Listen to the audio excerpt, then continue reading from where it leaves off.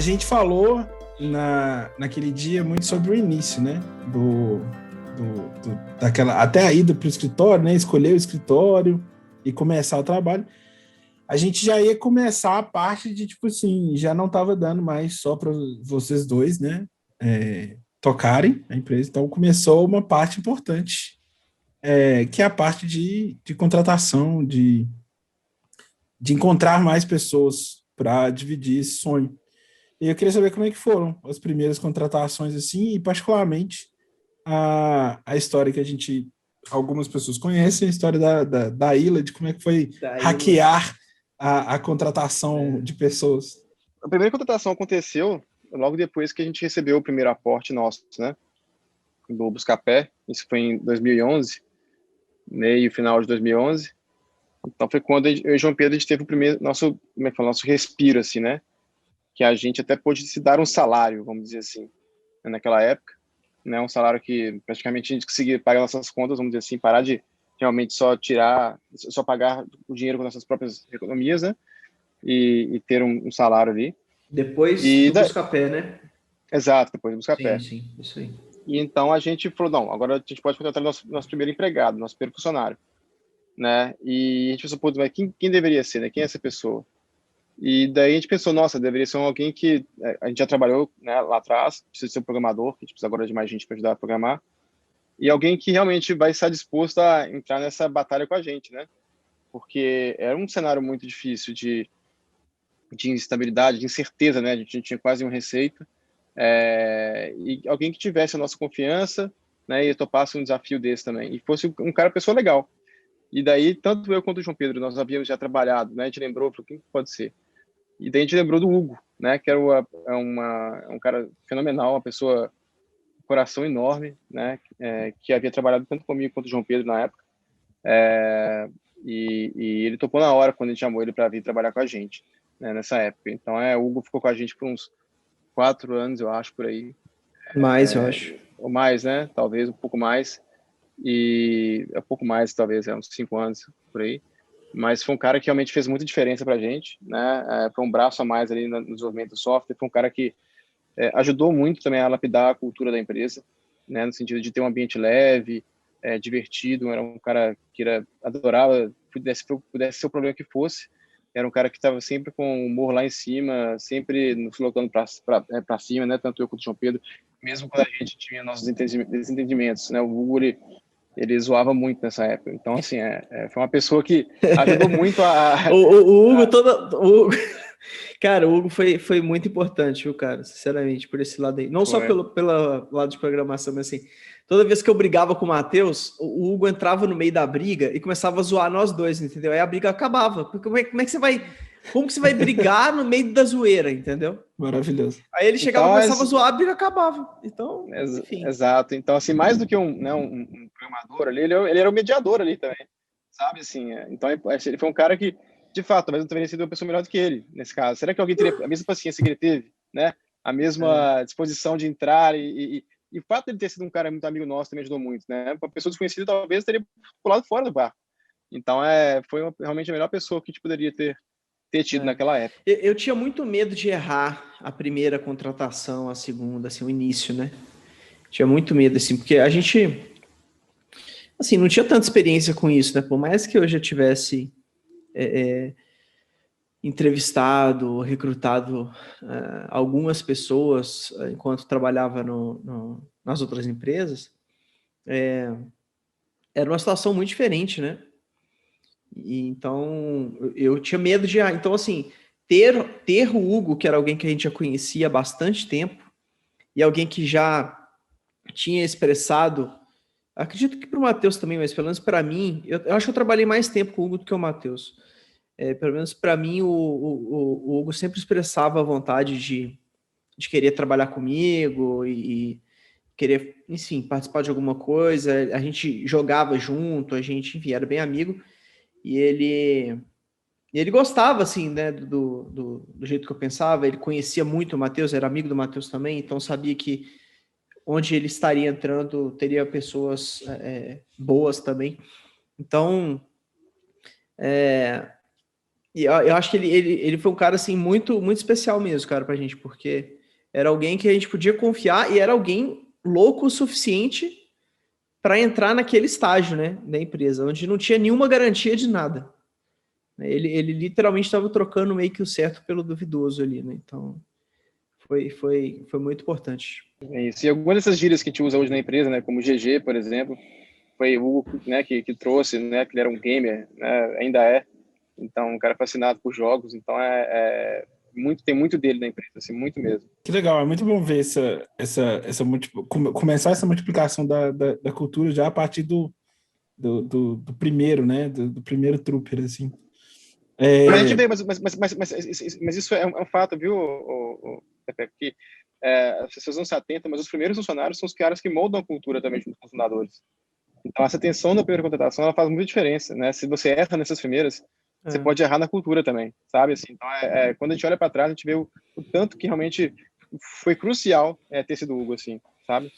Você pode começar a cultivar uma cultura errada se os primeiros funcionários não tiverem já alinhados com as coisas que você acredita, né? Por mais que o que você acredita ainda não está documentado e explícito, né? Está implícito nas atitudes ali, no comportamento do dia a dia e tudo mais. Faz todo sentido. Os primeiros funcionários, eles são, assim, logo depois dos fundadores, né? Que não deixam de ser os funcionários número 0, talvez. Os primeiros funcionários ali são de extrema importância na formação da cultura. Então, vocês já estavam no escritório, já estavam dividindo com o pessoal da empresa do Diego, que viria a ser a Rock Content. E aí surgiu pouco tempo depois, eu não sei se foi pouco tempo depois, mas ali no futuro próximo, primeiro, talvez o outro grande marco assim tenha sido o concurso do Buscapé. Foi o primeiro aporte da empresa, né? Então, como é que foi, assim? Como é que vocês descobriram o concurso e como que foi participar? Como é que foi o primeiro pitch, assim, da Hotmart pro concurso? Nessa época, o Diego, né, que acho que não sei se as pessoas sabem, mas o Diego, ele é fundador da Rock Content. Ele era o cara que, enfim, dividiu a sala lá com a gente. Acho que a gente falou isso anteriormente, né? Dividiu a primeira sala com a gente. E ele era um cara muito antenado em tudo de startup assim, que estava rolando, né, no Brasil. E aí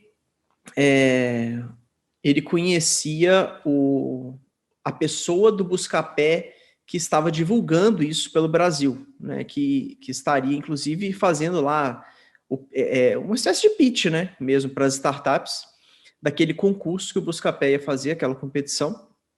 Era o Ayrton. E o Ayrton, ele estava, nessa época, viajando o Brasil aí, divulgando essa competição, que era... Ninguém sabia exatamente o que era aquilo, era a primeira vez que existia uma competição de startups no Brasil.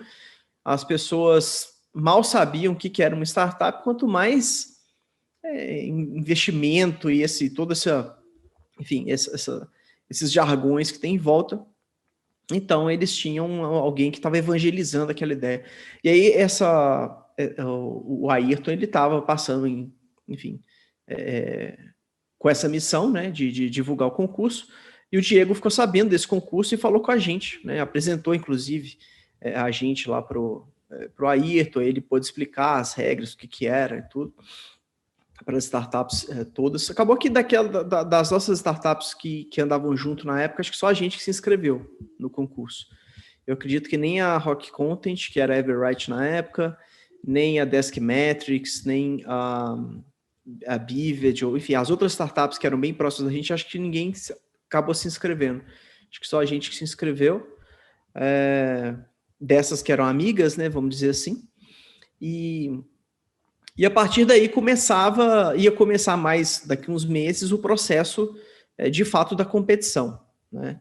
Então, a primeira etapa era fazer um sumário executivo, que era um PowerPoint, né? Onde você tinha que descrever o seu negócio e tudo mais. E era um PowerPoint ali de umas 10, 15 páginas, mais ou menos. Tinha meio que um template, né? Você não podia inventar muita coisa, eles deram um padrão para a gente fazer. até porque eu acho que isso facilitaria a análise deles, né? Porque seriam muitos inscritos e tudo. E a gente fez esse sumário executivo, né? Entrava no site, cadastrava. Eu lembro que o site, cara, no último dia da inscrição, que foi quando a gente mandou, o site estava caindo toda hora, não estava funcionando, não sabia se o negócio tinha ido, se não, ou se de fato tinha cadastrado. Acabou que eu devo ter mandado umas 10 vezes o negócio lá, cara. Eu fiz uns 10 cadastros lá com o mesmo material. E acho que, bom, pelo menos um com certeza foi, né? De fato. E aí essa foi a primeira etapa, né? Aí depois começaram outras etapas que já tinham vamos dizer assim, atividades presenciais. A gente tinha que ir para São Paulo e tudo. Matheus, não sei se você vai lembrar, Matheus, eram várias etapas. Eu não lembro direito o que eram as atividades de cada etapa lá. Ficamos uns 2 dias, eu acho, 3 dias lá, né? Foram vários processos, entre aspas, seletivos, né? Que entre a submissão do formulário, do sumário executivo e a etapa presencial, teve várias outras coisas. Eles pediram mais documentos. Tipo assim, teve uma triagem dos sumários, dos 800 lá que os caras receberam. Aí depois, esses que foram triados, né? Eles pediram mais documentação. Aí pediram demonstração de produto, pediram vídeo, pediram planilha financeira, como é que tá, foram pedindo mais um monte de coisa. E aí, eventualmente, teve mais algumas coisas no meio que eu não vou lembrar direito. Eventualmente, a gente chegou na etapa que era presencial. Aí, eram 2 ou 3 dias, agora eu também não lembro. A gente tinha que ir para São Paulo. E nessa etapa presencial, das 800 empresas, tinham só 9 já, né? Então... Foi um corte grande, assim. Foi um corte grande. Tinham 9 empresas que eram empresas que eles, assim, julgavam que gostariam de investir, né? Mas aí tinha que passar aquele processo ali de aprofundar junto com os fundadores, entender o que de fato era a empresa, o que era a visão das pessoas, entender um pouco como que cada fundador pensava, enfim, background das pessoas direito. E aí a gente foi para São Paulo e começou essa etapa, né? Então teve várias reuniões com várias pessoas do Buscapé. Teve uma reunião que eu lembro bem que era tipo um treinamento do pitch, né? Para a gente fazer no dia seguinte, revisão do deck, um monte de coisas assim. Aí a gente ficou lá esses dias, no último dia a gente foi apresentar, né? Enquanto a gente apresentava, o pessoal do Buscapé já tinha convocado a imprensa toda lá para o terraço que eles tinham, e aí eles iam divulgar lá direto numa coletiva, já que tinha ganhado. Já ia ser na hora. Né? Já ia ser na hora. Os caras já fizeram uma confusão danada. E você estava sentindo que a dava? gente lá nos andares de baixo apresentando e um monte de jornalista já chegando lá em cima. E, enfim. Aí a gente foi lá, fizemos todas as atividades, concluímos tudo, apresentamos e tudo. A gente... Eu não sei se vai querer detalhar mais como foi a apresentação, Matheus, mas assim, a gente apresentou... Eu acho que a gente foi relativamente bem na apresentação. Não diria que foi a nossa melhor apresentação, mas foi relativamente bem. Eu acho que deu para mostrar tudo que tinha de valor. Não sei se os caras entenderam direito o que a gente fazia, mas eles entenderam o mais importante ali, que era o seguinte, olha, os fundadores são pessoas capazes e competentes, e esse negócio que eles estão fazendo está dando sinais que vai dar certo. Que era basicamente as duas coisas nesse estágio de empresa que você tem que olhar. Assim, esses caras aí conseguem fazer as coisas que eles estão falando que vão fazer, e tem alguma evidência já de que essas coisas que eles estão falando que vão fazer, de fato, está sendo feito e está dando certo? É isso. Angel Investment é basicamente isso, né? E aí a gente apresentou... Pode falar. Exatamente. Só comentando, a gente apresentou, mas eu me lembro que a tese que eles tinham com relação ao Hotmart, na verdade, era que poderia ser uma grande fonte de novos produtos para a Lomadi, que era um produto que eles tinham na época, que é uma rede de afiliados, ainda tem. Né? Eu acho que existe ainda. Existe ainda a Lomadi. Eu lembro que tava sendo vendido, mas não sei se vendeu, não sei como é que tá. Sim, mas assim, era a maior rede de afiliado, era muito grande. Então, assim, a Hotmart passaria a ser mais uma fonte de distribuição, né, pela Lamadi. E, na verdade, né, acho que a história mostra que foi muito diferente disso. Mas a gente foi selecionado por um motivo que não foi aquele que eles pensaram. Eu acho que eles enxergaram mas... esse plus aí na gente, e no final das contas a gente não foi por esse caminho, né? Mas quando vocês se apresentaram assim, vocês estavam nesse esquema lá, já com imprensa, mas vocês já estavam achando assim, tipo assim, cara, acho que a gente vai levar, ou não tinha ideia? Não, cara, não tinha que ideia. Tinha umas empresas legais, assim. Tinha empresas bem legais, cara, assim. Pode falar, Matheus, as empresas que você lembra aí. Não tinha essas empresas que hoje, né, na época era essa de compartilhamento de táxi, por exemplo, né, que hoje, na época tinha, né, a Easy, mas a Easy não participou, mas, enfim, tinha algumas... Era um concorrente da Easy Táxi, né? Tinha algumas variações nesse sentido. Tinha muita coisa que era também era complementar ao próprio Buscapé, às vezes. Empresas de marketplace de serviços também, sabe, tipo Get Ninjas, mas um outro nome na época. Lojas para fazer para o Facebook na época. Então, assim, tinha várias tendências surgindo naquela época, assim. Né? Algumas ideias vingaram, como essa mesmo de táxi, eu digo, né? Essas lojas de Facebook mesmo não vingaram tanto. Mas aí a gente era o bicho mais estranho de todos ali, eu acho. Menos óbvio ali, né? Ninguém tinha feito aquilo no mundo, não existia nenhuma comparável nosso no mundo. A verdade é essa, né? Que fosse assim, cara, vai ter case de sucesso. Você já tinha empresas tinha empresas que faziam coisas que parte delas era semelhante, mas assim, igual a gente estava fazendo, realmente não tinha. Era o bicho mais estranho ali. E aí, cara, eu lembro que a gente fez essas etapas, aí subiram as nove empresas lá para cima, ficamos nas cadeirinhas da frente lá, os jornalistas tudo atrás. Aí veio lá o Borges e o Romero, enfim, os outros fundadores lá, enfim, não tinha uma galera, tinha muita gente lá no terraço. E aí começaram lá, porque foi um processo muito importante, aconteceu assim, e foram tantas empresas, e a gente aprendeu muito, enfim, aquele discurso, né?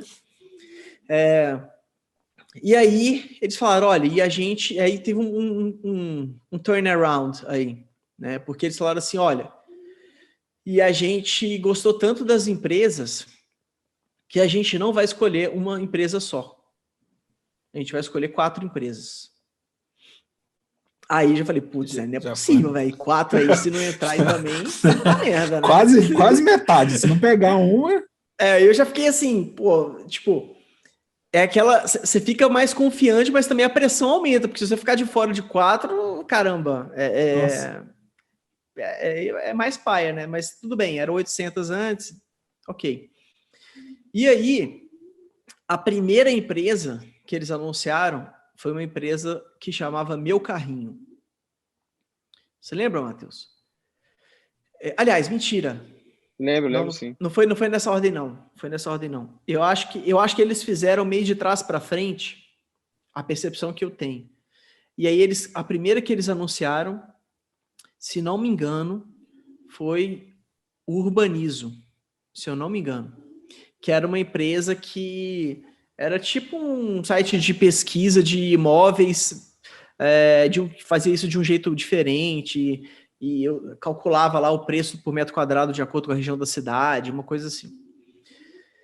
A segunda, você lembra qual foi a segunda que eles anunciaram, Matheus? Acho que foi aquela de loja de Facebook, eu acho. Não lembro o nome dela. Acho que foi. Que era de BH também, do Mangini. Era uma empresa do Renato Mangini, do Paulo, esqueci o sobrenome do Paulo, que eles estavam fazendo lojas de Facebook, né? E aí sobrou só 2. Eu falei, cara, velho, não é possível, vou voltar para BH, passando aquele sufoco, sem ter dinheiro para nada. E aí a terceira que eles anunciaram foi a Hotmart, né? Aí, porra, nossa, finalmente, isso aqui. Alívio. Resolver, beleza, velho, vamos poder respirar agora. Putz, foi um alívio danado, aí a gente comemorou lá e tal, não sei o quê. E a última que eles anunciaram, que na minha cabeça foi a que eles gostaram mais na época, que estavam mais apostando, vamos dizer assim, foi o Meu Carrinho, que era uma Era um aplicativo de lista de supermercado que comparava onde sua compra ia ficar mais barata, coisas desse tipo, né? Que massa. Aí a gente ganhou, tirou aquela foto famosa que tem um cheque gigante lá. Que Famosíssima foto do cheque. Nas minhas redes sociais e tudo. E, cara, a gente saiu dali. Eu nem teve uma comemoração, Matheus? Acho que teve ali um coquetel ali, né? Com os jornalistas e tudo. Teve um coquetel lá na hora. Depois a gente atravessou a rua na Paulista e sentamos lá no... Teve um coquetel, aí meio que acabou rapidão, todo mundo pegou e dispersou. Você levou... Alguém ficou com o cheque? Você deixou o cheque lá? O que você fez com o cheque? Não, o cheque não ficou com a gente. Era só pra tirar foto? Era só figurativa, né? Imagina você andando na Paulista com aquele cheque. Eu adoraria ter aquele cheque. E aí acabou, assim, pô, ganhamos, e aí agora? Agora é isso aí. Vamos esperar, então. Tá, aí a gente atravessou a Paulista, sentamos numa padaria lá. Aí tava o pessoal da Astela, que eles estavam no coquetel. Eu acho que o Diego também tava com a gente, né? Acho que o Diego tava. O Diego tava? Tava, lembro. Tava assim. Então tava é isso também. mesmo, o Diego tava. E aí ele foi como imprensa lá na época. Isso mesmo, o Diego, é verdade. O Diego, nessa época, ele era editor-chefe do Read Write Web Brasil, então ele foi no evento como imprensa. E aí a gente saiu de lá, fomos sentar lá numa padaria que tinha lá em frente, o escritório. O pessoal da Astela Investimentos estava lá também, se não me engano. Não sei se era o Edson ou se era o Marinho, não sei. Eu sei. Marino? Martino, esqueci. Martino, né? Martino, acho que é isso. Acho que é isso. Bom, desculpa isso. Aí, Martino, Marinho, enfim. Mas a gente sentou lá e ficamos ali conversando e tal. Fomos embora cedo para casa, pegamos o avião no dia seguinte, voltamos e falamos, ok, vamos agora. Aí eles falaram, agora vocês têm que contratar um advogado, porque como é um contrato de investimento, tem que olhar isso. Aí entrou em cena a Fernanda Pasquale, certo? Acertei o sobrenome, Matheus? Isso mesmo, ela mesmo. Eu chamo ela de Fernanda, pessoa sensacional também, adoro a Fernanda. Ajudou a gente a fazer esse contrato aí. E foi uma pessoa que sempre torceu muito pela empresa e tal, ajudou muita gente nessa época. A gente fez o contrato e, enfim, mandamos a documentação toda, enfim, fizemos ali a burocracia que tinha que fazer. Só que o dinheiro não caiu tão rápido não, né, Matheus? Você lembra que a gente ficou uns bons meses ainda ali para receber. Eu acho que foi quase uns... Nossa, não sei, cara, mas foi muito tempo. Entre a gente ganhar, fazer a burocracia... Também porque, assim, startup não tinha muita coisa, era nova e tal, e a gente teve que gerar muita coisa ali de documentação e tudo.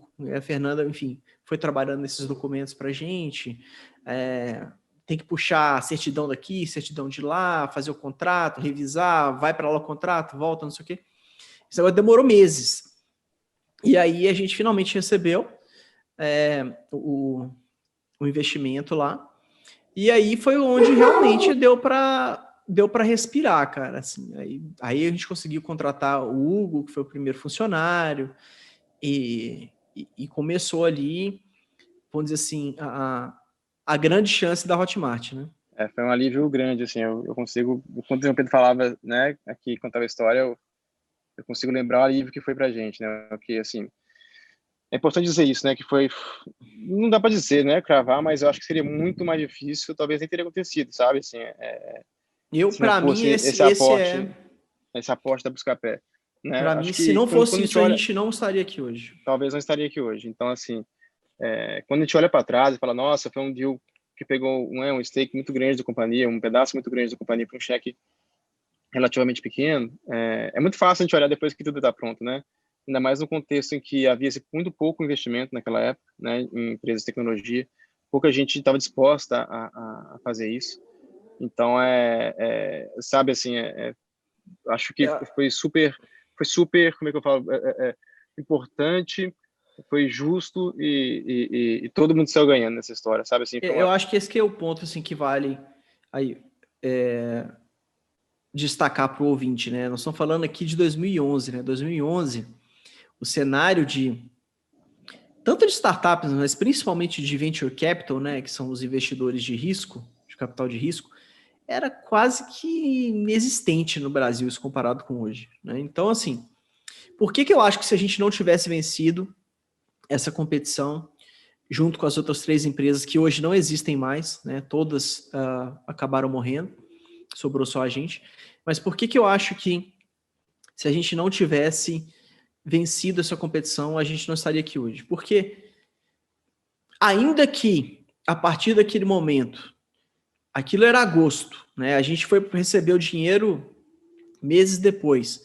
A gente já estava sem emprego, sem fonte de renda desde fevereiro. Já estávamos em agosto. A gente tinha mais uns 6 meses ali, ou 4 ou 5 meses de economias, para a gente continuar pagando nossas próprias contas. Se em agosto eu fosse começar um novo processo para tentar captar investimento, não ia dar tempo, entendeu? Então, por isso que eu acho que assim, se não tivesse rolado aquilo ali, a gente realmente não estaria aqui hoje, né? Então daí vem inclusive uma vontade, né, nossa de retribuir isso, né, de fazer algo parecido no futuro. Talvez no futuro spoiler já. Talvez no futuro não tão longínquo assim. Um futuro daqui a pouco. A gente eu acho que mas é importante, mas assim, a lição é essa, sabe, assim, muitas vezes a gente quer otimizar demais, quer encontrar o melhor parceiro, o melhor não sei o quê, o melhor parceiro, óbvio, a gente tem que procurar encontrar, né? Mas otimizar o máximo de diluição, pegar o maior cheque possível. Cara, às vezes você precisava daquilo dali, entendeu? Era aquilo que era o que você precisava, sabe? Naquela hora, naquele momento. Então, é uma coisa que, assim, a gente sempre falou para os times, né? Principalmente os times de tecnologia de produto, mas assim, de modo geral serve para tudo. Não adianta otimizar o que não existe. Então, como que você vai otimizar o que não existe? A Hotmart não existia. Era nada, era eu e o Matheus ali tentando fazer alguma coisa dar certo, né?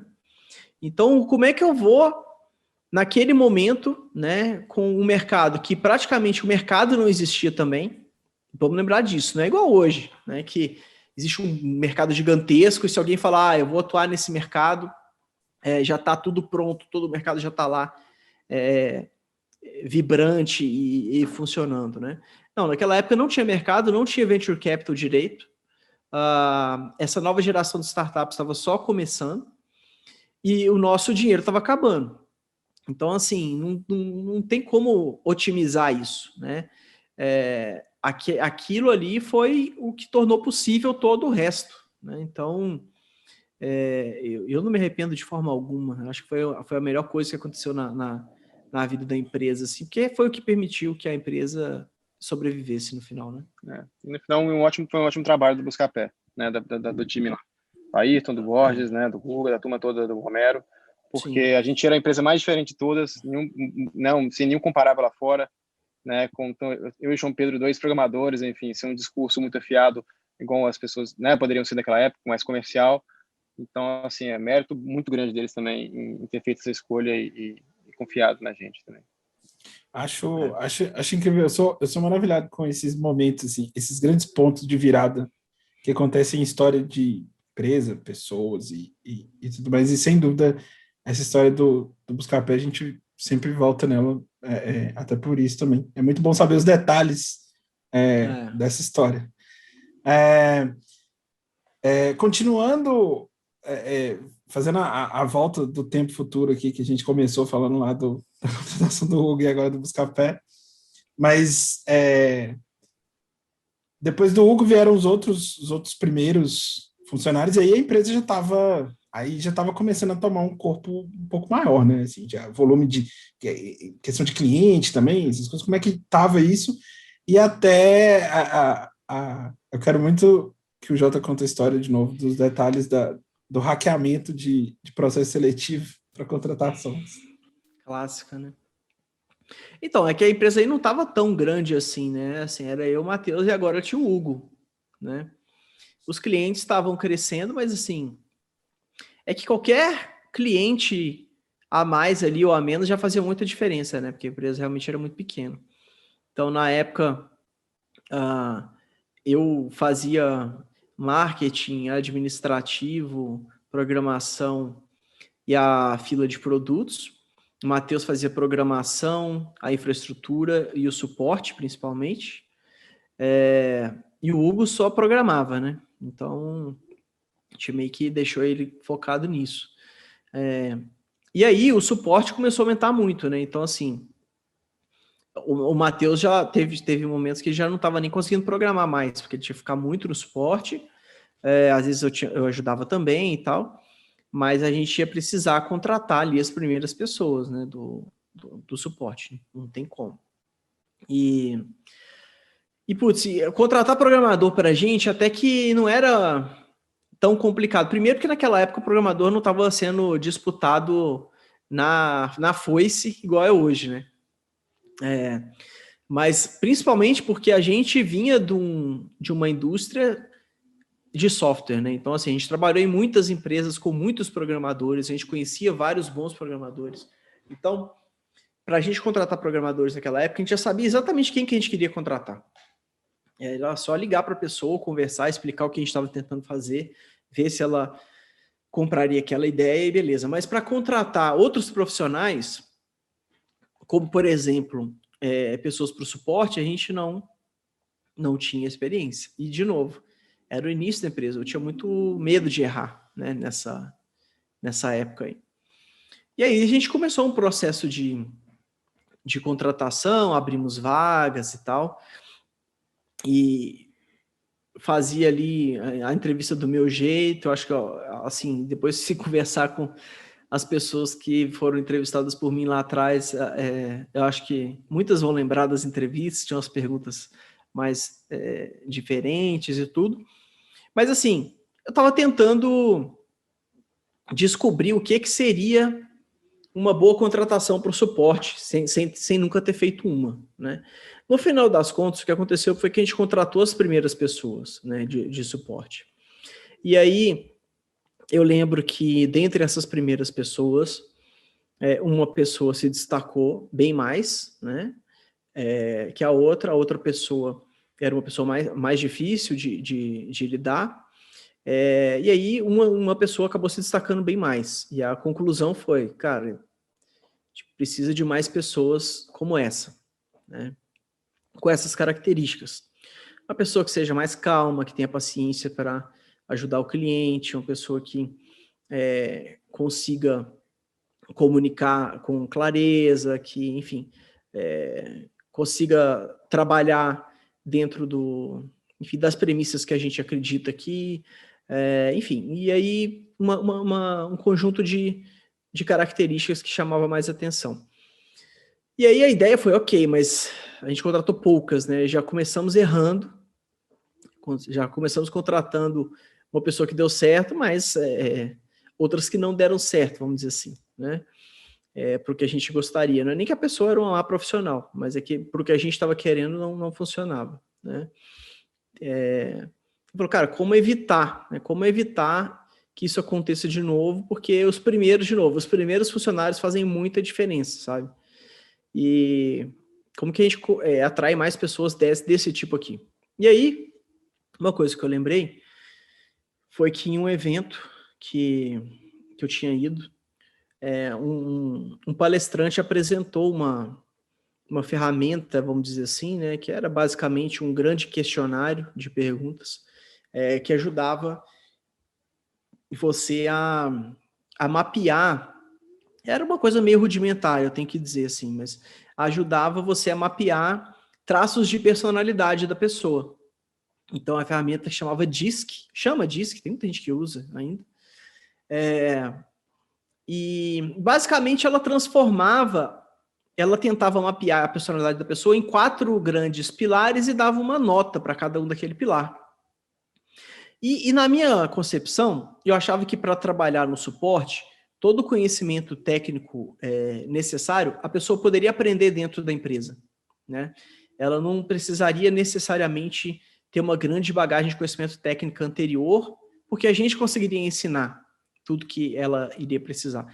Então, a personalidade acabava sendo muito mais importante do que conhecimento técnico, para quem estava entrando, né? E aí a ideia foi, bom, tem esse teste aqui que te fala da personalidade e você descobre a personalidade das pessoas. E aí a ideia que eu tive na época foi, eu vou fazer esse teste na pessoa que já entrou, que eu não fiz lá na entrada, mas que já entrou e que eu sei que deu certo, para ver como que é essa personalidade, né? Qual númerozinho tem em cada pilar. E agora eu vou fazer o teste em todo candidato, porque eu fico comparando, né? O que tiver perto, que tiver parecido, a gente contrata, o que não tiver parecido, a gente não contrata. Maravilhoso. E aí comecei a fazer isso, cara. Matriz. E várias pessoas... E aí a gente falou que foi o processo de clonagem, né? Foi o ataque dos clones. Então, assim, essa pessoa que era a matriz, que era a Ila, que inclusive está na empresa até hoje, né? A gente clonou ela várias vezes. Várias pessoas entraram nesse momento. E assim, eu não recomendo que vocês façam isso, tá, pessoal? É só porque cabeça de engenheiro inexperiente, você acaba inventando alguma coisa para suportar o processo, vamos dizer assim, né? Mas não necessariamente isso é o melhor jeito de fazer. Né? Era o jeito que, na época, parecia que fazia sentido. Né? E ajudou pra caramba, pra falar a verdade. A gente trouxe muita gente boa. Né? Só que, obviamente, é muito melhor você ter um gerente de RH experiente para te ajudar nisso. Mas é uma lógica que faz sentido. Se você para para pensar... A lógica faz sentido e, de fato, trouxe pessoas muito boas. Assim. Eu lembro que, cara, por exemplo, a Maria veio dessa época, tá com a gente até hoje. Enfim, teve uma série de pessoas. Então, durante muito tempo, eu diria que até... Quando que a Bruna entrou, Matheus? 2013, 2014? Quando que foi? Foi 2013, 2014, mais ou menos, acho. Então, assim, foram mais ou menos uns 2 anos, cara, usando, em alguma medida, esse artifício, né? Vamos dizer assim, a clonagem. Então, cara, eu não posso dizer que deu errado, porque estamos aqui, né? Então, eu sei que não era... Não. É porque o atendimento, assim, eu acho que deu certo, sim. O que acontece é que o atendimento, o suporte, ele muda, né? Ele muda de... As necessidades ele mudam ao longo do tempo, né? No primeiro momento você é muito reativo ali, né? As demandas do volume. Depois você precisa de pessoas que começam a te ajudar a pensar com mais cabeça de engenheiro, estruturar um pouco melhor a escala. Então, assim, para aquele momento da empresa, era o perfil que nós precisávamos. Exato. Né? Depois você precisa ter um mix ali de perfis diferentes, vamos dizer assim. E como o João Pedro falou, né, nós não tínhamos nenhum RH, nós nunca tínhamos tido experiência de recrutamento, então a gente realmente quis, enfim, encontrar uma ferramenta que ajudasse a gente a achar mais rápido o candidato e que a gente pudesse perder menos tempo, vamos dizer assim. Então, foi mais ou menos isso. Essa história é muito boa. Se a gente for pensar, assim, beleza, vamos tentar estabelecer aqui na linha do tempo, pós Buscapé, estamos ali começando a contratar mais pessoas e crescendo. Desse ponto, isso era que ano, mais ou menos? Assim? Buscapé foi 2011. O Buscapé foi 2011, né? Mas assim, as contratações agora ainda é 2011, 2012, tipo assim. Eu quero saber... Não parou mais, né? Aconteceu... A gente teve Qual foi o outro grande... O próximo marco, assim? Foi uma mudança de escritório? Como é que já estava isso? Porque já estava chegando gente... Acho que já não cabia mais lá, né? Isso, né? Não cabia no escritório na época ali no São Pedro, foi o segundo escritório que a gente teve ali no São Pedro. Eu não recordo agora de cabeça o nome da rua ali. Padre Dorico. E daí éramos 7, 8 pessoas, já tinha um cara trabalhando numa mesa de barra, já na ponta da... Nossa, a mesa toda enferrujada, cara. Porque a gente não tinha mais onde sentar. Não sei nem onde a gente arrumou essa mesa, cara, na época. Possivelmente foi o Hugo que arrumou.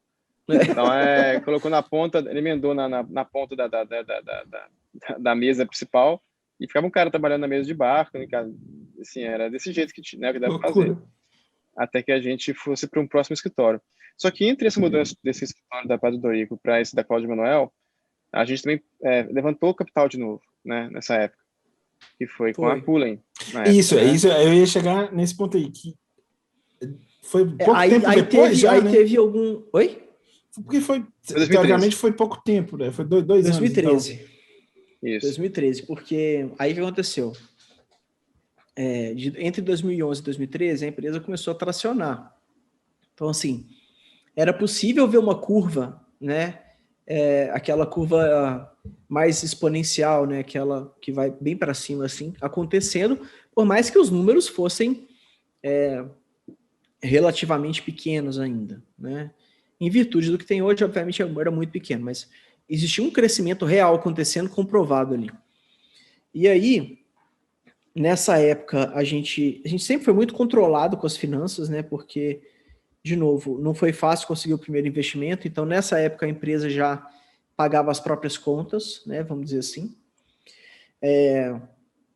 Só que, com esse crescimento, a gente achava que dava para ir mais rápido, né? A gente achava que dava para acelerar. E aí veio a ideia de fazer uma segunda rodada de investimento. E, obviamente, com esse crescimento aqui, eu vou chegar lá no Buscapé, vou mostrar isso aqui e 15 dias está feito a rodada, né? Só que, cara, quando eu cheguei e falei que queria fazer isso e mostrei os números, os caras não quiseram fazer. Eles falaram, não... eu lembro muito bem uma coisa que eu ouvi, falei assim, cara, a gente acha que vocês estão indo bem e tudo, mas acho que não cabe uma segunda rodada, porque a gente acha que vocês já estão meio que chegando no máximo do mercado. Eu lembro exatamente disso. Exatamente disso. E aí eu falei, caramba, velho, tava contando com isso, né? Vai começar tudo de novo. Tipo assim, foi um puta balde de água fria, sabe? Mas eu entendo. Obviamente não tem nenhuma mágoa com o Buscapé, não. Pelo contrário, só gratidão com os caras. Então, eles também já estavam num outro momento diferente. A empresa já estava focada em outras coisas, né? Já estava se encaminhando para uma outra direção. E aí eles não quiseram investir. Mas aí nos ajudaram muito, apresentando, né, várias opções de fundos de investimento para a gente falar na época e tal. A gente começou a ir atrás desses fundos de investimento, começamos a falar com algumas pessoas. Dentre essas pessoas, eu tive a oportunidade, no meio de uma semana à noite, às 7 da noite, de fazer um pitch por telefone para um cara que chama Marcelo Gonçalves. Então ele estava dirigindo em São Paulo, um trânsito infernal, só ouvia buzina para todo lado no telefone. Ele dirigindo e eu fazendo pitch para ele. E ele, não, peraí. Esse xingamento e não sei o quê. Aí eu fazendo pitch, mas assim, pensando em background, velho, não tem como isso aqui dar certo, entendeu? Tipo, o que eu tô fazendo, cara? Perdendo meu tempo, perdendo o tempo do cara. O cara tá quase batendo o carro, velho. E aí, no final das contas, eu fiz o pitch para ele por 15 minutos, mandei depois o deck. E, cara, surpreendentemente, isso aí foi uma das grandes surpresas da minha vida, velho. 2 dias depois, o cara voltou. Ó, a Zária coçando aqui, ó, no chão dela. 2 dias depois, ele respondeu o e-mail falando que o Cullen, que era o holandês que estava montando esse fundo aqui no Brasil, tinha gostado muito e que a gente podia seguir. Eu falei, caramba, velho, como assim o cara gostou desse pitch horrível e tal? E eu falei assim, eu tinha certeza que eles não tinham entendido direito o negócio, mas assim, eu acho que foi a mesma coisa, cara. Assim, o Marcelo deve ter visto ali, mesmo durante aquele call, que a gente tinha capacidade de fazer. Os números já tinham, por mais que eu não tivesse entendido o negócio, os números estavam numa vamos dizer assim, num formato e num crescimento que fazia sentido, e os caras decidiram apostar. E aí foi isso, assim, nessa época a Cullen eles estavam investindo muito no setor mais agrícola mesmo, terras, coisas do tipo, e o Case decidiu abrir esse fundo pequenininho para investir em 11 startups no Brasil. E nessa aí, ele acabou investindo na Hotmart, na Gympass, na Log, qual outra, Matheus? Boa Consulta também. Boa Consulta. Foram uma de cartão também, que eu não lembro o nome também. Ele investiu em 11 startups, e algumas que estão aí até hoje, né? E que A Gympass também é um unicórnio, né? Vamos dizer. Muito louco. A Log eu acho que está quase sendo unicórnio, se já não é. Então ele fez bons investimentos. Uma mão assim, boa, né? Eu acho que o Marcelo tem um ouvido bom, cara, porque não vou você falar olho, né? Porque o cara só ouviu mesmo. Ou um filtro maravilhoso de palavras, assim, que eu falei assim, isso aí tem alguma coisa. E aí o Case investiu, né? Investiu na gente. Aí foi uma rodada que a gente chama de seed round, né? Um capital de seed. E a gente pegou esse dinheiro e começamos a tracionar ainda mais a empresa, começamos a fazer mais coisas e tudo, contratar mais gente, melhorar o produto, contratar mais suporte e tudo.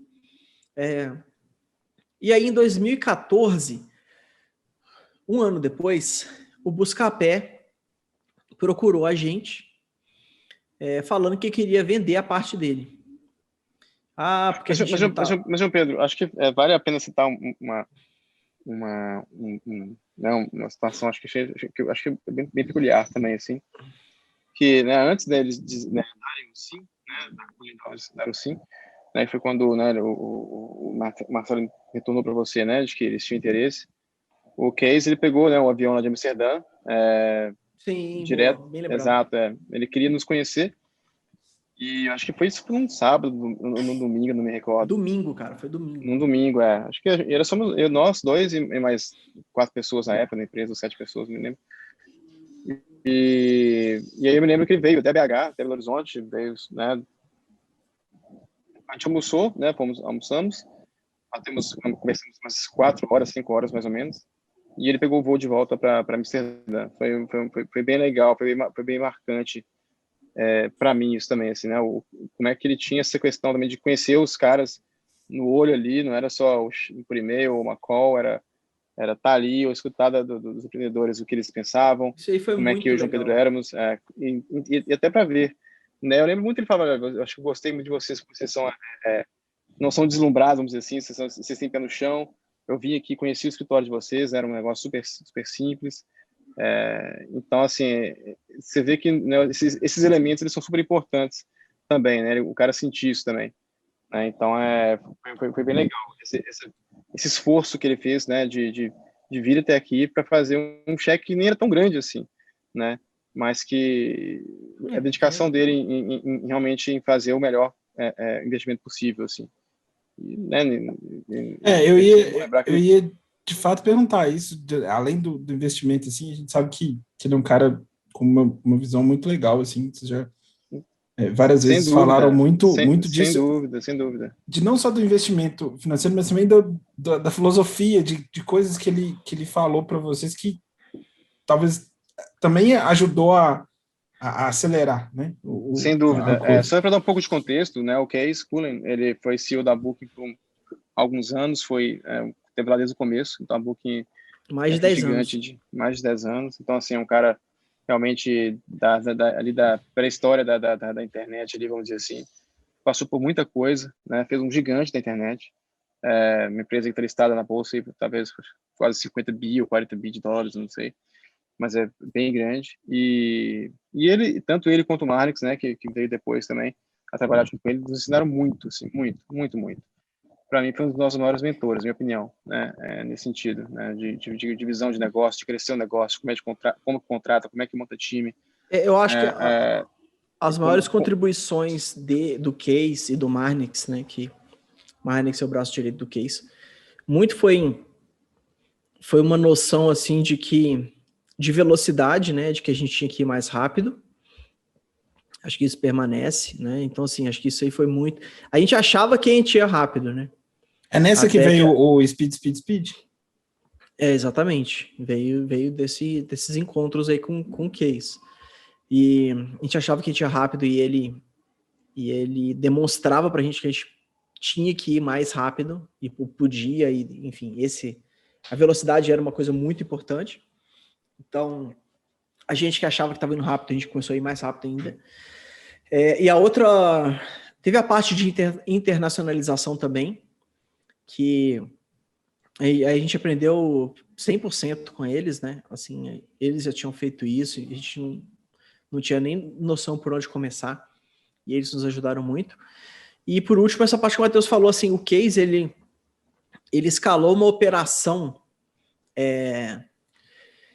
com muitas pessoas, né? Então, assim, essa parte de construir a operação, o Case é muito bom, né? E ele foi um grande mentor, assim, né? Pra gente. Então, acho que essas três coisas, essa noção de velocidade, essa parte da operação da empresa e a parte internacional, cara, teve uma ajuda muito grande deles.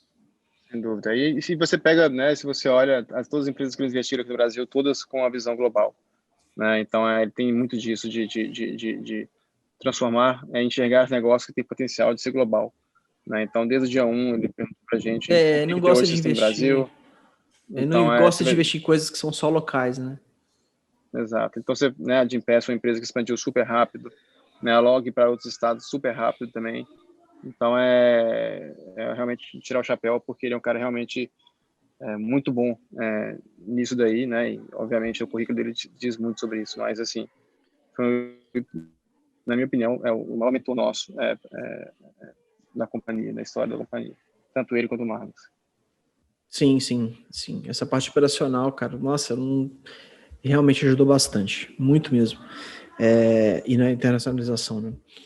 E aí, putz, eles curtiam muito a companhia, né? Em 2014, o Buscapé decidiu vender a parte deles. E eles se ofereceram para comprar. Perguntaram o que a gente achava, se a gente estaria confortável, né? Deles comprarem aquela parte do Buscapé. E a gente autorizou, disse que sim, seria bom também. Aí os sócios seria mais simplificado ainda, né? Seria eu, Matheus e a Cullen. Então, acho que até nisso facilita, gera velocidade também. E isso foi feito. Então, em 2014, vamos dizer assim, a jornada do Buscapé junto com a gente se encerrou. Mas não totalmente. Porque o Borges, que é um dos fundadores do Buscapé, nesse momento ele trocou de lado, né? Ele saiu do Buscapé e foi trabalhar com a Cullen, que é esse fundo do Case, né? Então, eles se conheceram até em função da Hotmart, né? Gostaram ali da conversa e decidiram trabalhar juntos aí. Enfim, trabalharam por muitos anos. Hoje eles já têm outros fundos separados também. Eles trabalharam juntos durante muitos anos. Então a gente tá aí, 2014, né? Chegando talvez perto do... Mas antes de falar, eu queria falar da ideia do Fire, né? Do primeiro Fire que vai vir em 2015. Mas antes disso, talvez essa história já tenha rolado antes ou nessa época, era a história do Malves, demitir o cliente, daquela história de deixar com o Malves, porque eu acho que é importante a gente falar um pouco, né, do crescimento, da evolução também da cultura, e aí da história do Malves com o cliente lá, que foi dado autonomia do Malves, né, pro que ele ia fazer. Como é que foi essa história, assim? Cara, você lembra de direito, Matheus? Eu não lembro nem qual cliente que era, mas é porque isso aí é meio que, assim, sinceramente, cara, esses casos aí é todo dia, velho. Então, às vezes, alguém conta, por exemplo, o Malves deve ter contado isso que surpreendeu ele, mas pra gente é meio padrão, assim, sabe? Tipo, o Ademir, na 42, ele falou uma coisa que surpreendeu ele, mas que pra mim é automático, entendeu? Eu nunca ia imaginar que aquilo tinha marcado o Ademir, né? Que ele falou que na primeira semana de empresa, ele tinha que tomar uma decisão difícil lá, e aí ele veio pedir minha opinião, né, sobre isso, o que achava que deveria fazer, não sei o quê. Eu falei com ele, cara, a decisão é sua, velho. Você vai lá e decide, e eu vou te apoiar na sua decisão, nas consequências da sua decisão, né? Decide o que você acha que é melhor e eu vou te apoiar. E aí ele foi lá e decidiu e fez do jeito que ele achava melhor. Então é o lance da autonomia, né? É claro que se eu tô vendo algo ali que eu tenho certeza que o cara tá decidindo algo errado, óbvio que eu vou interferir. Mas às vezes tem vários caminhos possíveis, né, para resolver uma coisa. E a pessoa ela quer pegar algum tipo de confirmação ali e cara, no final das contas você tem que mais apoiar as pessoas e deixar elas decidirem, né? Que costuma funcionar melhor do que você querer decidir tudo, né? Então isso marcou o Ademir, ele falou, assim como provavelmente isso aí marcou o Malves, e ele falou, mas eu nem lembro o que era exatamente o cliente ou qual que era a situação, entendeu? Eu tava puxando aqui da memória aqui, eu acho que eu sei qual é o caso. Enfim, mas eu acho que essa história ela começou muito no começo da empresa, dizendo esse fato, tá? Eu acho que ele é só uma repetição de uma coisa que aconteceu bem no comecinho e que né, acho que a gente enxergou novamente ele acontecendo com o Malves. Ali para 2011, 2012, se não me engano, qual foi o ano, me recordo que né, a gente tinha um produto cadastrado, enfim, né, que ele gerava era o principal gerador de receita. Como eu fazia, né, parte da divisão do meu trabalho, tanto respondendo suporte quanto programando, eu pegava muito feeling, né, também, muitas vezes os produtos que estavam vendendo com a gente. E eu me lembro que alguns deles davam muito ticket, mas normal, às vezes era uma configuração feita, etc. Mas me chamou muita atenção o volume de reclamação com relação ao conteúdo, né, do produto em si. E aí, eu lembro que eu chamei com o João Pedro, somos nós dois naquela época, inclusive, eu acho. Eu falei, cara, eu não construí uma empresa para a gente aceitar situações como essa, né? E prefiro que a gente demita esse cliente aqui do que ter que levar a empresa por mais tempo, né? Com uma pessoa como essa, com uma pessoa que eu não acredito, com um produto que eu não acredito. Só para deixar claro, era um produto que, apesar de vender muito, tinha muita reclamação. Exato, né? Então, exatamente. Então, assim, eu falei, cara... muita gente insatisfeita, né? Exato. Então, assim, todo mundo tem que ficar satisfeito. O produtor tem que ficar satisfeito, o afiliado tem que ficar satisfeito, o comprador tem que ficar satisfeito. São esses três pilares aí. Então, essa história, eu me lembro dessa história aí, e eu me lembro depois, lá na frente, justamente aconteceu algo parecido com o Malves, alguns anos depois. Nós tínhamos um cliente também que não nos estava nos agradando também, né? Era um cliente bem grande, então naquela época, 2011, era um cliente pequeno comparado com 2014, 2013. Então, 2013 era um cliente que movimentava alguns milhões, provavelmente. E essa foi uma situação muito parecida, né? Olha, orientamos o cliente, falamos todos os problemas que ele deveria resolver. O cliente, né, não resolveu. Falei, Malves, né? O João Pedro falou, cara, é isso, né? Se a gente não acredita, senão que não vai ser esse cliente que vai fazer a gente mudar a nossa vida, mas eu digo da questão financeira, mas é um cara que vai realmente estar desvirtuando muito daquilo que a gente queria fazer no começo.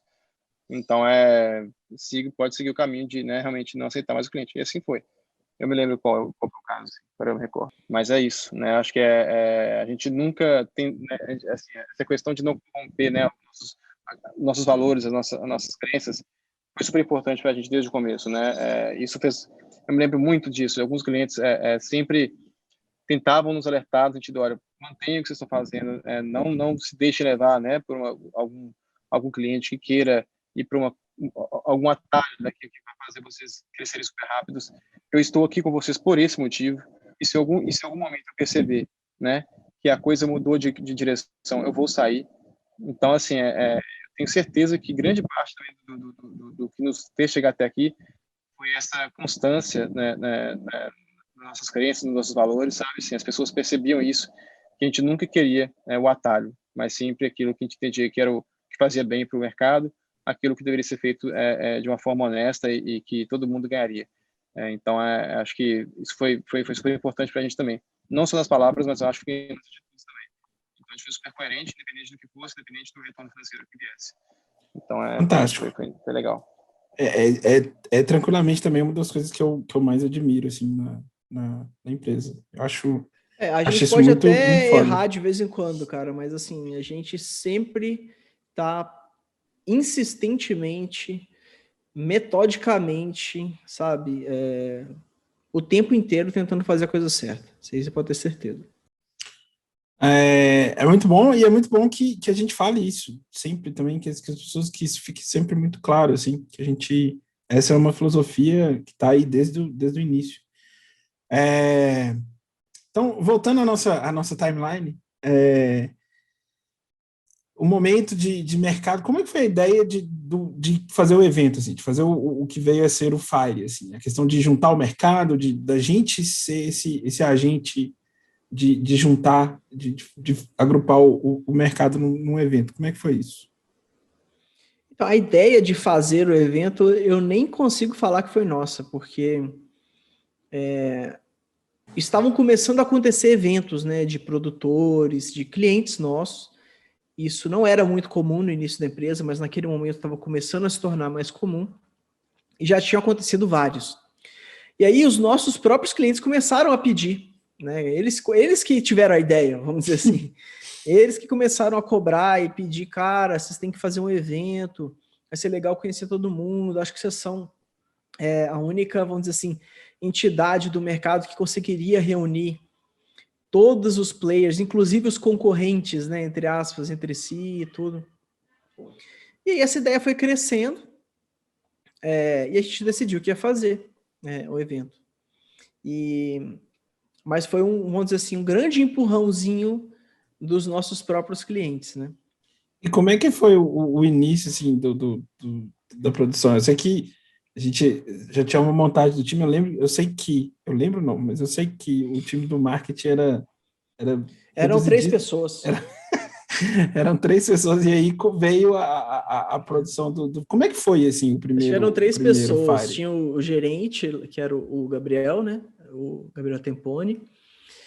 Tinha a Laricinha e o Leozinho, se não me engano. Eu acho que era esse o tipo de marketing que começou, né? E coitado do Temponi, cara, eu vou te falar. Eu basicamente entreguei para ele um PowerPoint, cara, feito tudo em branco, sem formatação, letra calibre, padrão do PowerPoint. Falei assim, cara, queria que fazer um evento com isso aqui. Tem que ser divertido, tem que ter inovação, tem que ter assunto empreendedorismo, principalmente.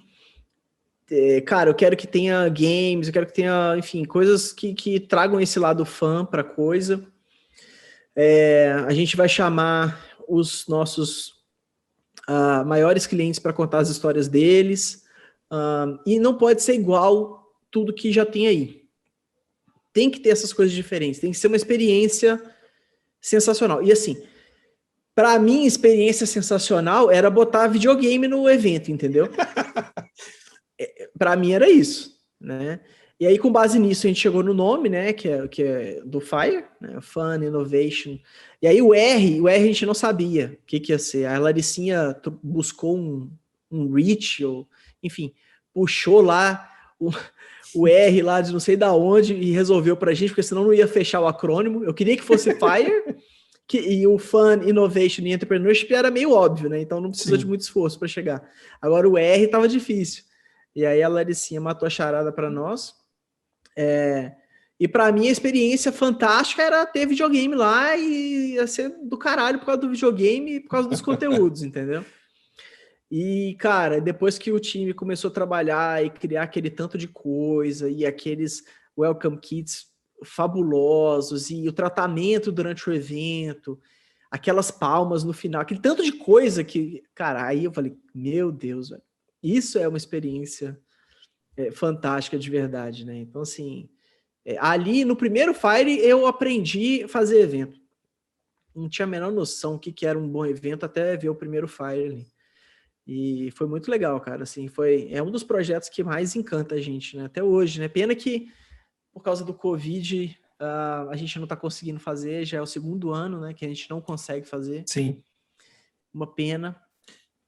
Teremos aí o On Fire, né, que vai ser tão incrível quanto se pode ser, dadas as restrições. Sem dúvida nenhuma.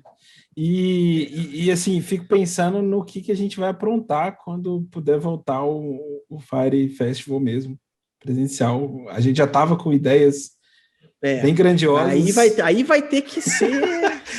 Porque a gente vai ter 2 anos, né, de longe aí para poder compensar no primeiro Fire presencial vai ter que ser umas pós coisas... E olha que a gente já fez umas coisas bem Sim. diferentes nos Fires que já rolaram, né? Mas esse de retomada aí vai ter que ser algo Até lá inesquecível. Até lá com o próprio Firecast a gente vai construir bastante vontade nas pessoas de participarem. Inclusive primeiro do On Fire e depois das próximas iniciativas. É muito bom porque o Fire de fato é uma experiência única, assim, e cada ano a gente consegue fazer eles ter um gosto diferente, assim. Então isso é realmente muito legal. Assim, pra gente, eu não sei se vocês têm mais um grande marco aí nessa história. A gente tem vários marcos importantes, né, nessa timeline, mas eu queria avançar um pouco no tempo, a não ser que vocês queiram falar de algum ponto específico, assim. Acho que essa história talvez pré-2016, assim, e do início, é que a gente sabe poucos detalhes, o resto já foi muito bem documentado, a gente tem bastante material, assim. Falando ainda sobre essa questão, né, assim, a Hotmart virou em inglês tem uma palavra um behemoth da indústria, um negócio gigantesco, né? E aí teve vários investimentos, combinando no último agora, a gente virou Hotmart Company, né? A gente faz parte de uma coisa maior ainda, aquisição da Teachable e tudo mais. Existiu para vocês, assim, uma mudança uma mudança grande de pensamento? Eu quero saber, assim, nessa trajetória de vocês, da empresa junto, vocês ainda continuam aqueles... Nós dois somos aqueles dois caras lá do início, que a gente pensa, a gente tem a mesma filosofia, a gente pensa a mesma coisa. Eu sou pai agora, meu irmão. Você tá doido? Mudou muita coisa. Assim, o que eu estava falando mais, né, hoje mesmo com o Lages, assim, né? Acho que nós temos uma questão, acho que nossa, de cultura mesmo, de nunca estar satisfeito, sabe? Assim, tipo, nada, nunca dá bom o suficiente, assim. É um negócio até meio, entre aspas, chato, porque você não tem um momento, você não tem paz, entendeu? Assim, cara, mas o que pode fazer melhor? O que foi ruim? O que deu errado? Tudo é debriefing, tudo é fazer melhor sempre, sabe? Então, assim, no final do dia, não é às vezes aquela questão de falar, cara, nós vamos fazer um puta de um negócio gigantesco, mas a constância de querer sempre fazer o melhor, sabe? Assim, eu acho que essa que foi a máxima. Se eu olho para trás, a gente falou, cara, a Hotmart, a gente chegou em algum momento a Hotmart do tamanho da secretaria hoje. Lógico que no ano passado a gente chegaria, né? Mas há 4 anos atrás, não, dificilmente. Então nunca foi big shots, assim. Hoje a gente consegue dar, talvez. A gente consegue ter uma visão de planejamento um pouco melhor do que no passado. Mas se eu olho algum tempo para trás, sempre foi, cara, o que a gente pode fazer melhor? Qual que é a coisa que está parecendo que a gente deveria estar fazendo? Mas o importante é que, assim como a Hotmart ela teve várias versões, né? Então, voltando à sua pergunta original sobre mim, sobre o João Pedro, as raízes dela sempre foram as mesmas. Né? Acho que os princípios, os valores sempre foram os mesmos. Então, existiram várias Hotmarts, os princípios, os valores permaneceram, assim como existiram várias versões de mim mesmo. Assim, eu sou um Matheus completamente diferente de quando eu comecei, com 28 anos de idade.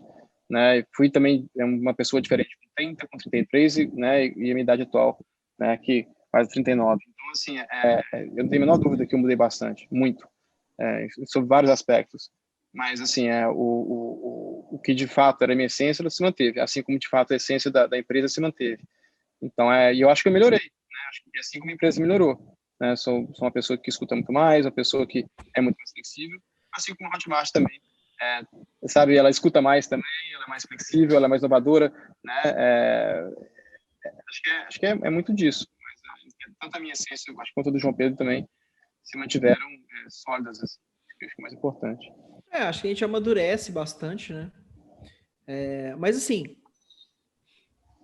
como de fato a gente está trabalhando numa coisa que a gente acredita e que a gente gosta e que é o que a gente gostaria de estar fazendo, não é porque a coisa deu certo, que você ganhou algum dinheiro ali, que você fala, putz, agora eu não vou fazer, cansei, né?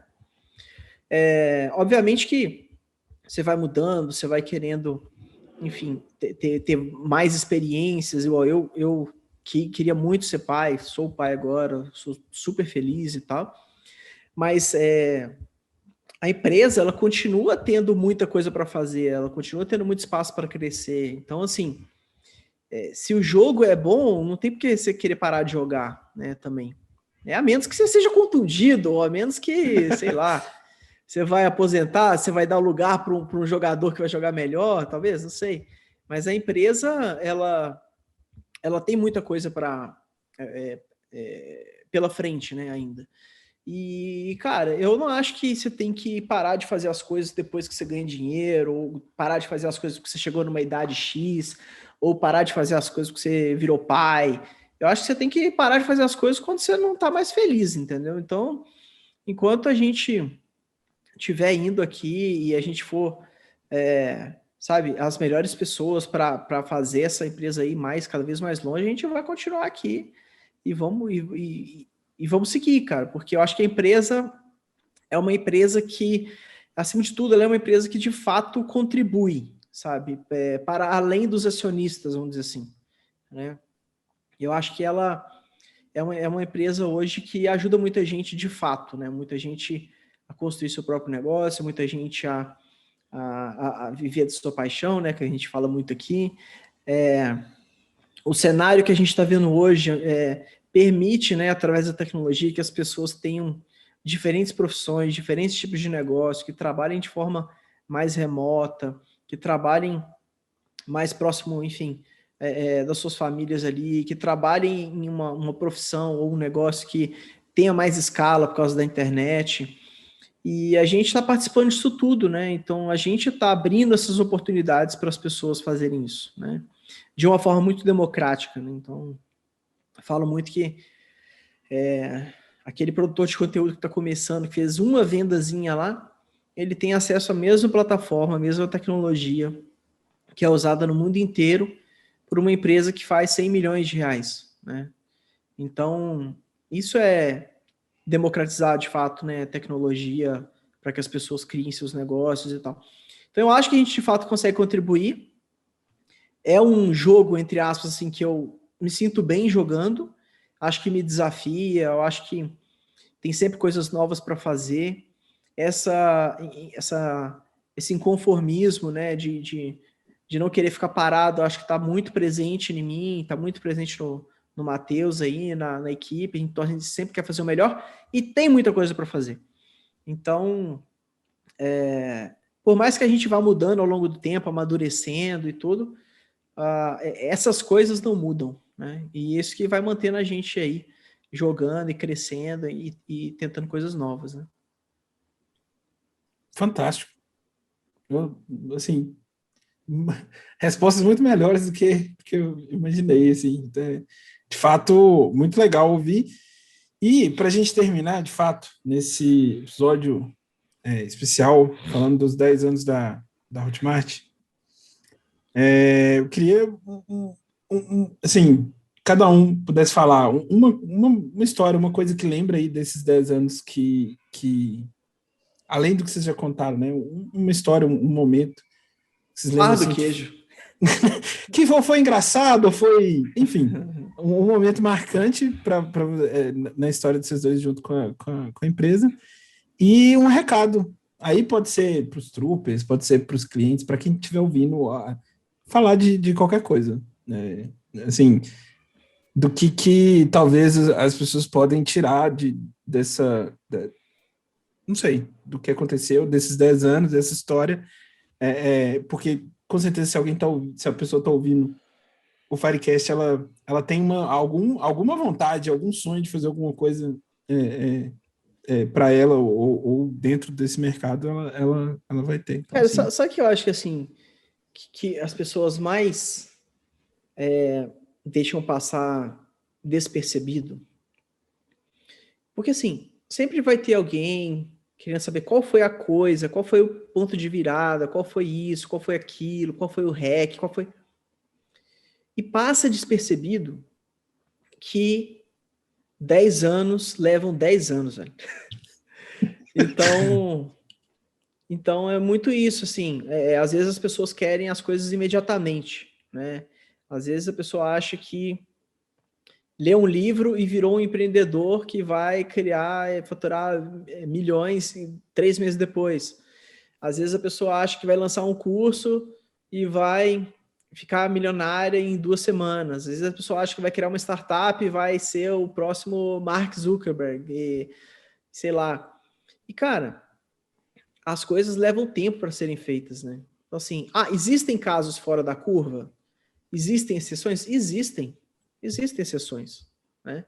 Mas a maioria das coisas boas, relevantes, que duram, levam tempo para serem feitas, né? Então, eu acho que eu estou falando aqui tanto de empresa quanto de carreiras, né? Carreiras muito sólidas, carreiras que chegam muito longe, levam tempo para ser construídas, né? Então, acho que, às vezes, isso passa despercebido, e se as pessoas soubessem que, de fato, leva tempo para fazer as coisas grandes, para fazer as coisas acontecer, elas durariam mais naquilo, elas tentariam por mais tempo, sabe? Elas permaneceriam, vamos dizer, né? Elas continuariam, em vez de mudar no meio, porque, sei lá, acho que isso aqui não vai dar. Ou acho que, enfim, em vez de desistir, ou de mudar toda hora, ou de pular de galho em galho. Então, acho que esse episódio de 10 anos, eu acho que vale a pena destacar isso, que 10 anos levam 10 anos, né? E em 10 anos muita coisa pode acontecer, igual de fato aconteceu, se você não desistir, né? E a sua história da Hotmart, a sua lembrança? 10 anos, velho. Eu vou ter Uma que só. pensar uma. Vai, Matheus. Não, assim, na verdade, o que o João Pedro disse tá um pouco mais, então disse um pouco do que eu ia dizer.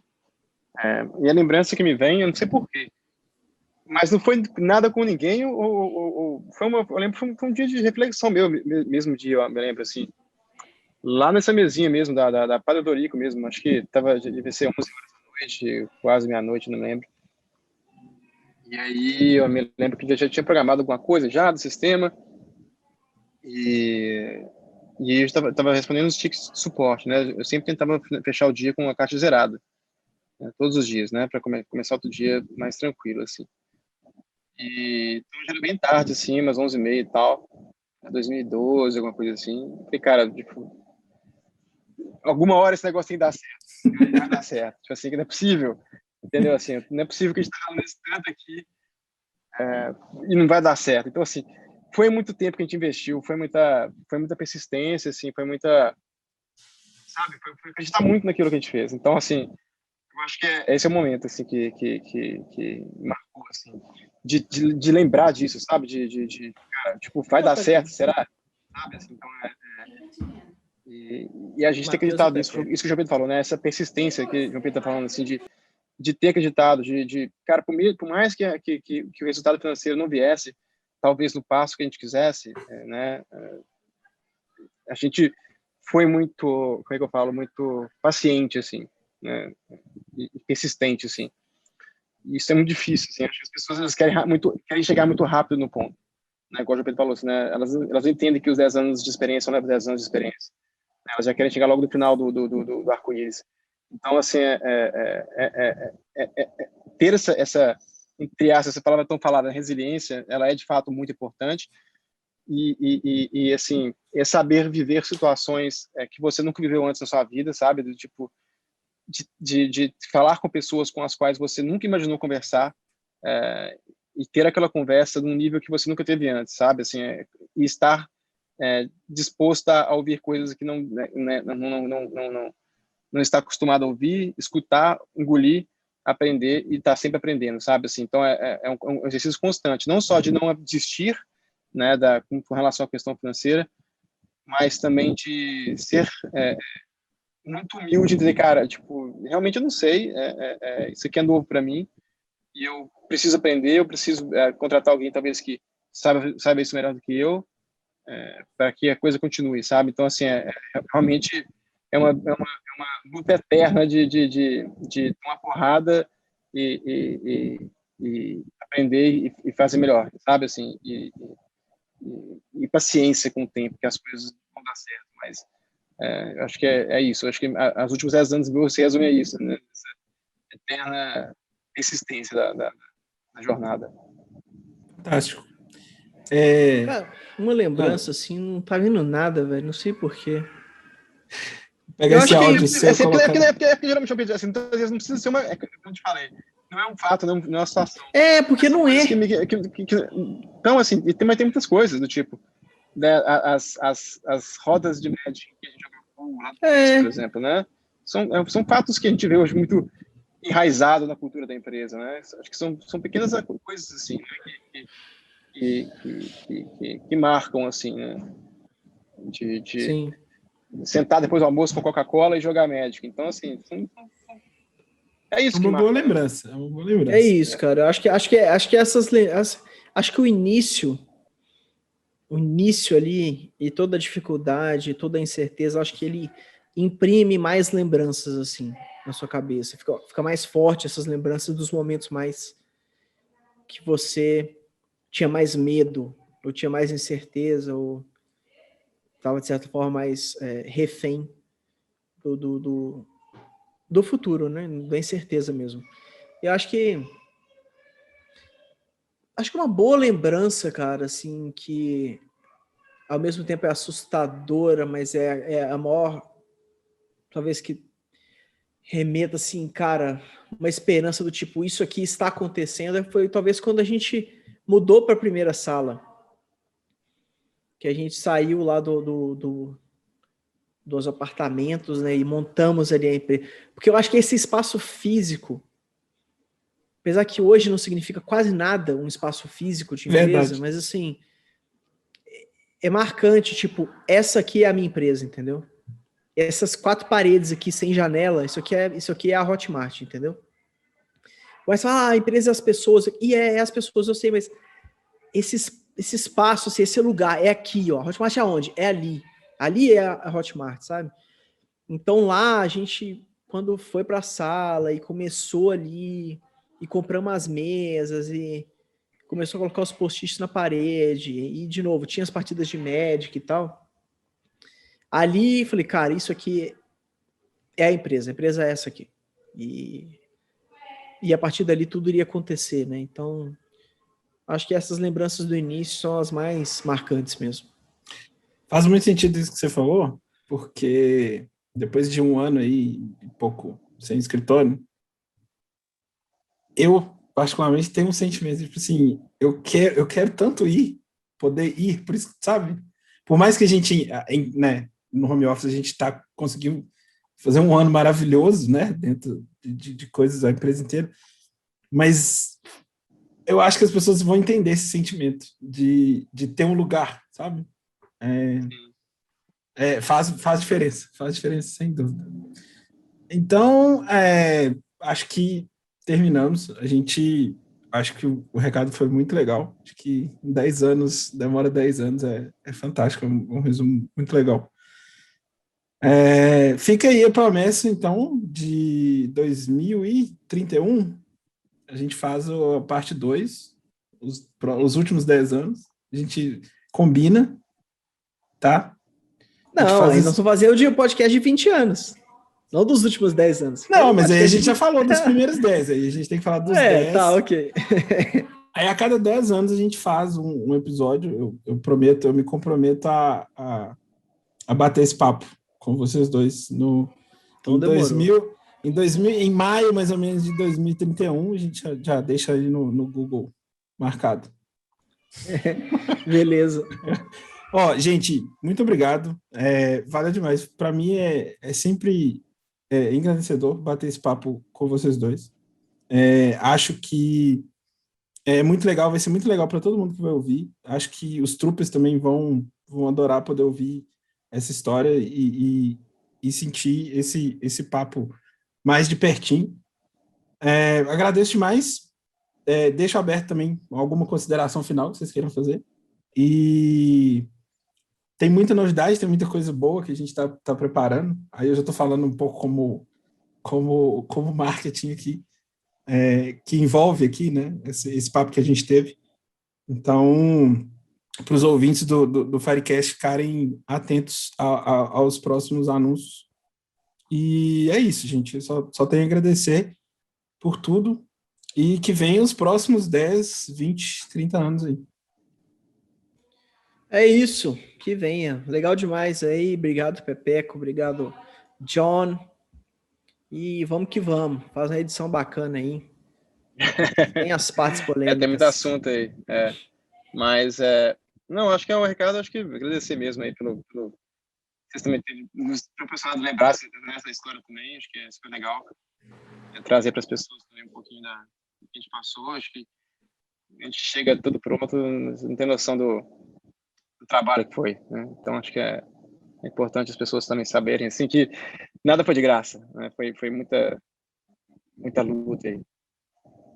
Essa a famosa era tudo mato mesmo. E aí foi tudo sendo muito desbravado para chegar até hoje. Então é isso, gente. Valeu demais oficialmente, pessoal. Beijos. Valeu, muito obrigado, pessoal. Espero que vocês tenham curtido aí. E até a próxima.